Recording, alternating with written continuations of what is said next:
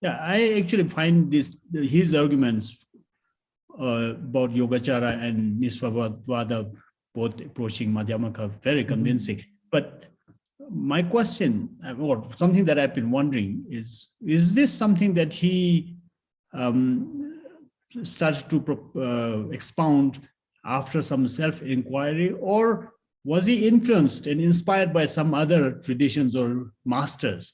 In his connection to Mahamudra, Amanaskara, perhaps, and then he seemed to put a lot of focus on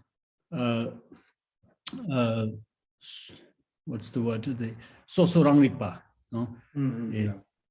Self-cognizing primordial, self-cognizing. Yes, so and that is so close to the Shepa Rangrik Rangsel of the Yogacara school. So did these influence him to argue that Namjinpa Akaravada is also sort of authentic Madhyamaka tradition, or was it really just? There's so many things that somehow influenced his view, I guess. And some of them might be imaginary, some of them are not. But for example, if you can read his short biography here in that book, right?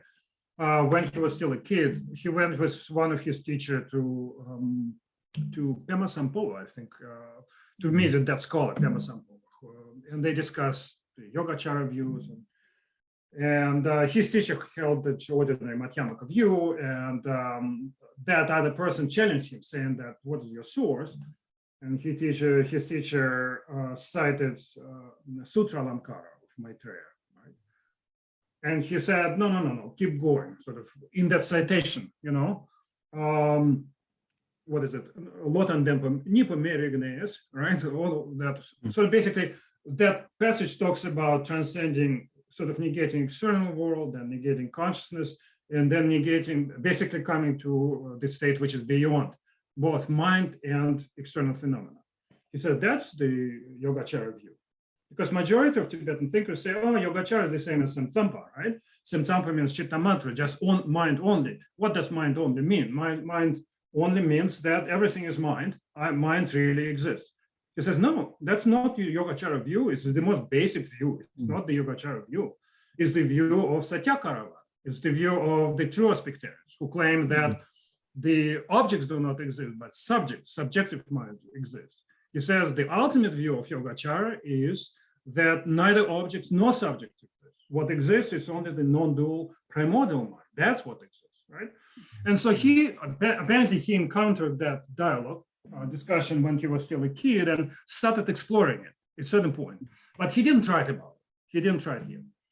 Later, after his trip to Mustang, where he started, questioning at least what Sakya Pandita explicitly said, on the way back, he met a great Kalachakra scholar, Rigden Chaksan, I think his name. And so then again, they sort of discussed the dharmas of Maitreya, Asanga's works, etc. And that might have inspired him as well. And later he starts writing explicitly, sort of pushing that view that Alika Karavada, or false aspectarian view of Yogacara, is Madhyamaka. And he said somewhere that, I kept exploring that view, but I didn't explicitly express it. Now I'm explicitly stating, okay? So that's one thing. Another thing to mention is, again, when we talk about the Sakya tantric views, as I mentioned at the beginning of our conversation, it's always the unity of clarity and emptiness. Clarity is always there. It's never like just non-affirming negation or something like that, right? It's clarity is there. Obviously, it's somewhat close to the Alika Karavada view, at least according to Shakya, right? Other people will say, no. Furthermore, also another thing to keep in mind is that in, I think it's this auto commentary of Chandrakirti, where he says at the end of the auto commentary on Madhyamaka Avatar, Chandrakirti is saying that some people sort of didn't really, could not understand this view I'm expressing it here. It's right at the very end of the book. And so quite often, apparently some non-Shakya thinkers identify that person as Virupa, and Virupa is the main. So basically, Chandrakirti at the end of his text criticizing some allegedly Chittamatra thinker, right, saying that that person didn't really understand ultimate reality, and so some scholars identified that person as Virupa, and Virupa obviously is the main tantric figure in the Shakya world, right?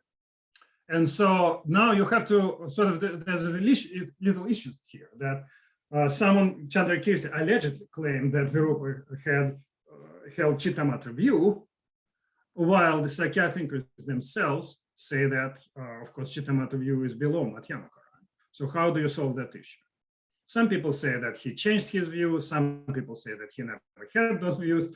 But Shakya Chokden, obviously, for him, it's easy. It's not a problem. Even if you hold the Alikakaravada view, you still can be okay.